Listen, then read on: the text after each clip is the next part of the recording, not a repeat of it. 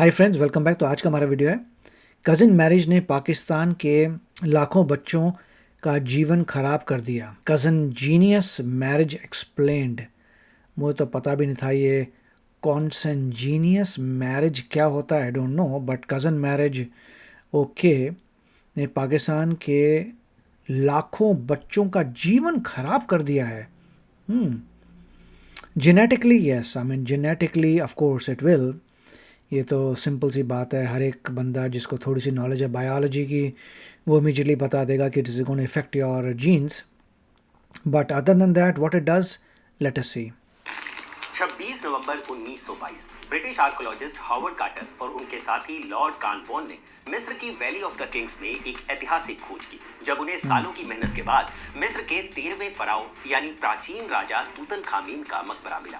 खोज के दौरान सोने की कलाकृतियां, आभूषणों के अलावा उन्हें एक भव्य सोने का ताबूत मिला जिसमें तूतनखामीन का मम्मीकृत शरीर रखा गया था। लेकिन इस राजा का शासनकाल काफी छोटा था। किंग टुट के नाम से जाने जाने वाले इस राजा ने 1332 ईसा पूर्व से 1323 किंग टट, ओके, ईसा पूर्व तक यानी महज 9 साल तक ही मिस्र पर राज किया। डीएनए एनालिसिस और सीटी स्कैन से वैज्ञानिकों को पता चला कि उसकी मौत का कारण जेनेटिक बीमारियां थी। खोज से पता चला कि तूतनखामेन के माता पिता सगे भाई बहन थे, जिसकी वजह से उसमें जेनेटिक बीमारियां पनपी, जिसके चलते उसके पैर में खराबी थी, उसका तालु कटा हुआ था। राइट, तो वही बता रहे हैं जेनेटिक्स की प्रॉब्लम, दैट्स ट्रू। अगर आप कज़न्स में या anybody is related to you में शादी करते हैं, जेनेटिक्स में बड़ी मेजर प्रॉब्लम्स आएंगी and disease that are there in your genetics relationships, वो पूरी डिजीज़ घूमती रहेंगी। In fact more issues will be produced. So लोगों को शायद पता नहीं होगा, I don't know why they do it, but अगर इंडियन सिस्टम देखें तो आप ढूंढते हैं लड़की जो जितना हो सके दूर से दूर एरिया से हो, राइट। वो इसीलिए होता है क्योंकि इंडियंस को बहुत समय से पता था कि genetics really are getting impacted. So आपको वेरिएशन चाहिए in your genes, it is better to marry somebody who is different set of genes. So चलते हैं। और उसे डीजेनरेटिव बोन डिजीज था, जिसकी वजह से उसकी हड्डियां धीरे धीरे खराब हो रही थी और अपने माता पिता की एक गलती की वजह से मिस्र का ये फराओ महज 19 साल की उम्र में मर गया। इतिहास में कजिन मैरिजेस या कहीं कॉन्सेंग्विनियस मैरिजेस के ऐसे कई उदाहरण देखने को मिलते हैं, फिर चाहे वो मेसोपोटामिया के राजवंश हो, सुमेरिया के राजा अब्रू की बेटी हो, या फिर हैब्सबर्ग राजवंश के मैक्समिलियन प्रथम, जिनकी शादी ने यूरोप की नींव रखी। लेकिन इस राजवंश की कजिन मैरिज वाली गलती ने आगे चलकर पूरे वंश को खत्म कर दिया। और ऐसा नहीं है कि ये सब इतिहास की ही बातें हैं, आज भी कजिन मैरिजेस का काफी चलन है, जिसकी वजह से पाकिस्तान जैसे देश में बच्चे जेनेटिक बीमारियों से जूझ रहे हैं। लेकिन ऐसा भी नहीं है कि सिर्फ पाकिस्तान में ही कजिन मैरिजेस देखने को मिलती है। भारत के भी कई राज्यों में कजिन मैरिजेस का चलन है, जिसका खामियाजा भुगतना पड़ता है इन शादियों से पैदा भैया मेरे को जो ये ना होने पीछे cousin marriage I have to go and see क्या बोल रहे चलन हैं। है, जिसका this is a very good stat actually, I would like to see percentage of ever married women age, क्या बोल रहे हैं, कंटेन marriages by state, percentage of ever married women age. Okay, तो उसमें तमिलनाडु में दिया maximum, Karnataka, Andhra Pradesh, Puducherry, Telangana, Ladakh, Maharashtra, India, Uttar Pradesh, blah ब्ला, बिहार, गोवा, दिल्ली, या so you can say Sikkim में कम है, Manipur, Himachal, okay, this is all good places. Punjab से मैं हूँ 4.7, so it's pretty good actually. हमारे रीजन से इट्स नॉट मच, बट अगर कुछ सदर्न इंडिया में कुछ ज़्यादा मैसिव नज़र आ रहा है, Tamil Nadu, Karnataka, Andhra Pradesh, Puducherry, Telangana, that is a lot of cousin marriages अगर दिखा रहे हैं, that is a dangerous thing, it is going to hurt you.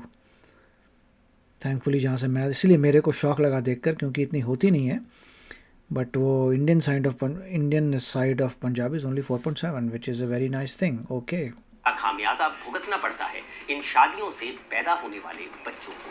तो आज किस्सा के इस एपिसोड में इसी टॉपिक पर बात होगी। इस वीडियो के जरिए हम जानेंगे कि कैसे इस कजिन मैरिज ने लाखों बच्चों की किस्मत खराब कर दी है, और वो भी उनके पैदा होने से पहले। मेडिकल साइंस इस बारे में क्या कहता है, उस पर भी बात होगी। दो कजिन्स के शादी करने पर ऐसा क्या होता है कि अगली पीढ़ी पर तबाही का खतरा मंडराता है, और दक्षिण भारत में वो कौन सी परंपरा है। मैं देखिए, अगर लोगों ने बेसिक बायोलॉजी पढ़ी है, I hope till 10th grade, क्योंकि उसके बाद तो इंडिया में स्ट्रीम्स हो जाते हैं, जबकि यूएस में ऐसा कोई कॉन्सेप्ट नहीं है स्ट्रीम का, सब कुछ पढ़ना पड़ता है टिल 12th। बट चलिए इंडिया में मान लीजिए कि 10th ग्रेड तक आपने बायोलॉजी पढ़ी होगी, आपको बायोलॉजी में 8th ग्रेड में बता दिया होगा कि अगर जीन्स में वैरायटी नहीं है, you will have diseases mingling in your genes, is very dangerous to marry with your cousins. Genetically it can be very very dangerous. इसके कारण इसको डिफेंड किया जाता है। ये भी जानेंगे कि कजिन मैरिज इंसानों की सभ्यता में कब से शामिल है और इसका धार्मिक एंगल क्या है। पाकिस्तान की भी बात होगी जो इस समस्या से सबसे ज्यादा जूझ रहा है। नमस्कार, मैं हूं भूपेंद्र सोनी और आप देख रहे हैं खबरगांव, और ये किस्सा है कजिन मैरिजेस से होने वाली गंभीर समस्याओं का।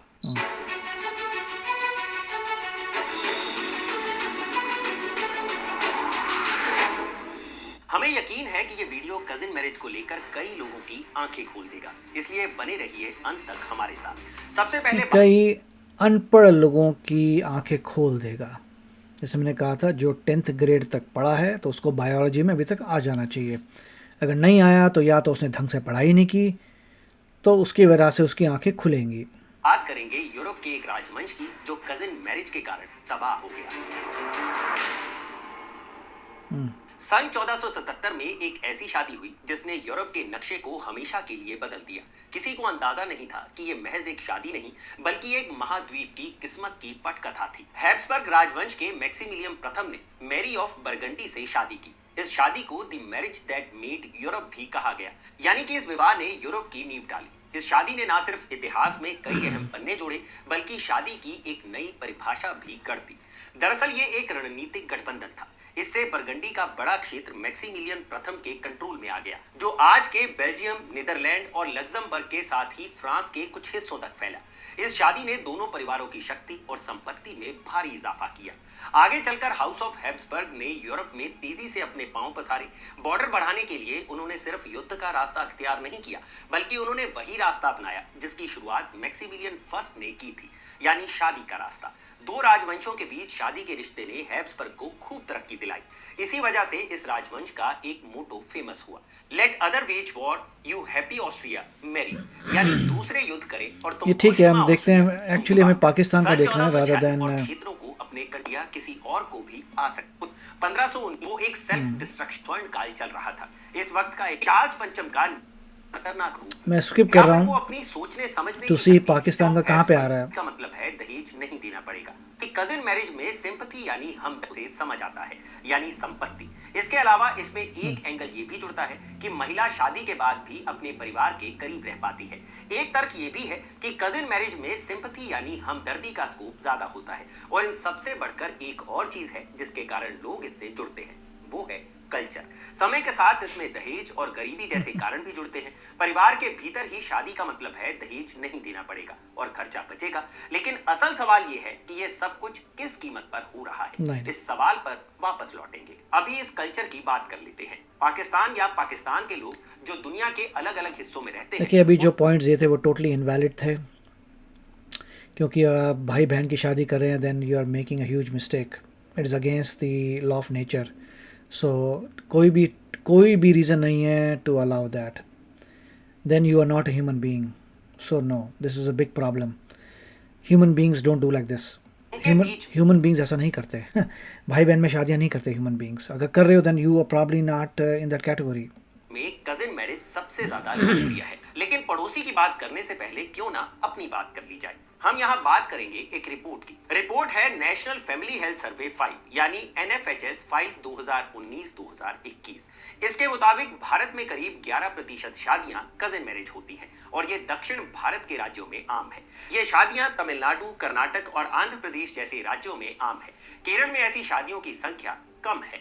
इसके अलावा पौंडुचेरी, तेलंगाना, लद्दाख, महाराष्ट्र, ओडिशा और जम्मू कश्मीर में भी इस तरह की शादियां देखने को मिलती हैं।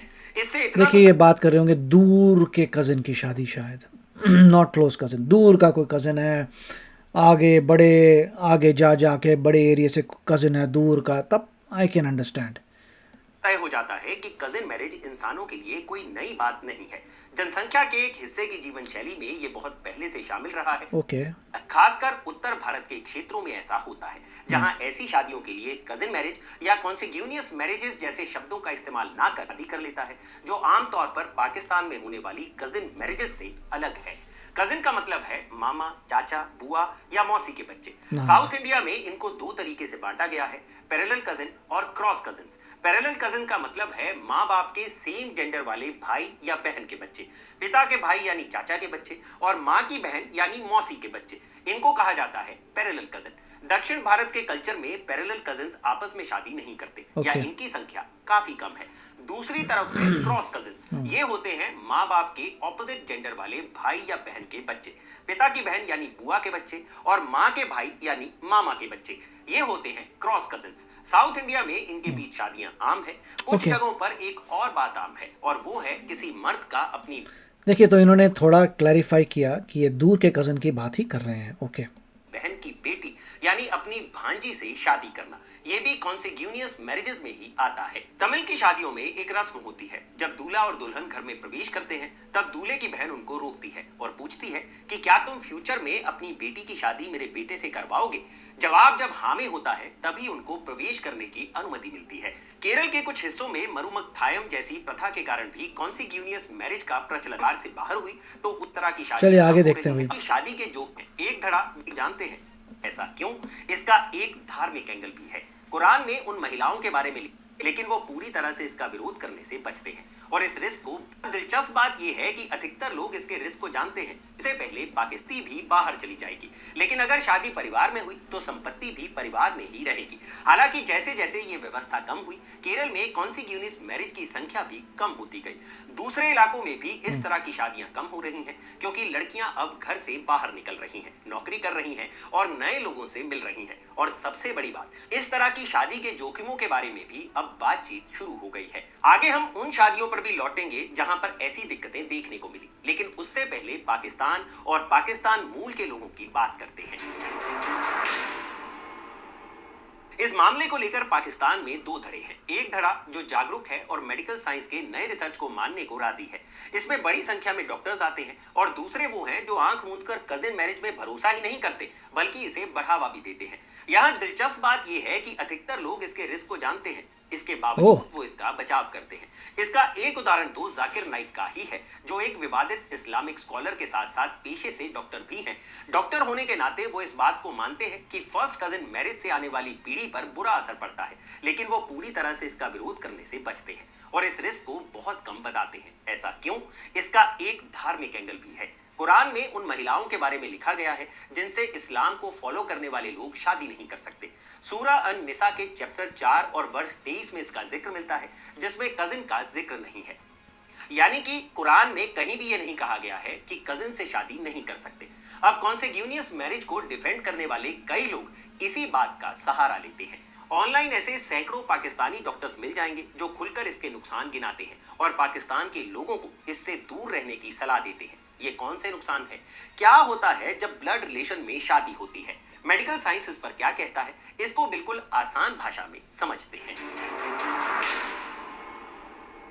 जब फर्स्ट कजिन्स की शादी होती है तो उनके ग्रैंड पेरेंट्स सेम होते हैं। अगर किसी एक ग्रैंड पेरेंट के पास बीमारी वाला कोई जीन है तो कजिन्स के माता पिता में उसके होने के 50% चांसेस होते हैं, और फिर उन कजिन्स में इसकी संभावना और भी ज्यादा होती है। नेशनल लाइब्रेरी ऑफ मेडिसिन की वेबसाइट पर छपी एक रिसर्च के मुताबिक फर्स्ट कजिन्स अपने जीन का लगभग 12.5% हिस्सा शेयर करते हैं, जिसका मतलब है कि हर 8 में से एक जीन दोनों के अंदर एक जैसा होता है। जब ये दोनों आपस में शादी करते हैं तो उनके बच्चे में लगभग 6.2% जीन यानी 16 में से एक जीन ऐसा होगा जिनकी दोनों कॉपियां यानी कि माता और पिता की ओर से आने वाले जीन की कॉपियां एक जैसी होंगी। अगर किसी बच्चे को एक ही जीन की दो ऐसी कॉपियां मिले और दोनों बीमारी वाले जीन्स हों तो वो गंभीर बीमारी या जेनेटिक डिसऑर्डर में बदल सकता है। आमतौर पर बच्चों में जेनेटिक डिसऑर्डर का खतरा 2 से 3% तक होता है, लेकिन फर्स्ट कजिन मैरिज के मामले में ये 4 से 7% तक हो जाता है,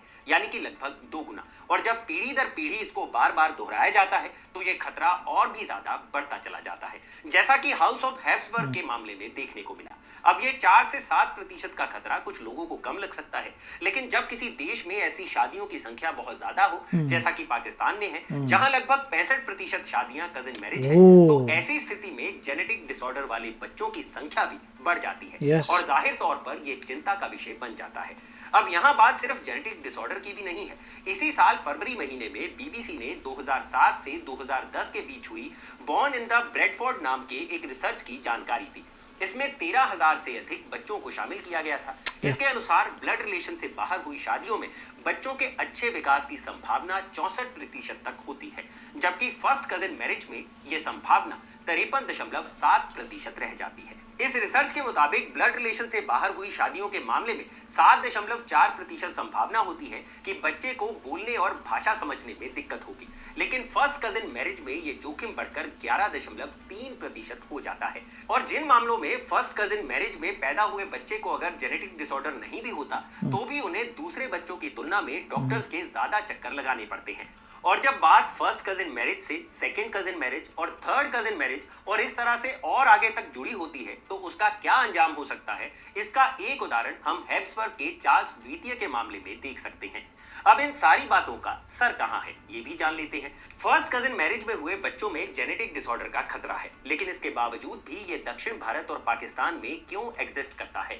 इसका एक मुख्य कारण है कल्चर, यानी पूर्वज ऐसा करते आ रहे हैं तो आगे भी लोग करते जा रहे हैं।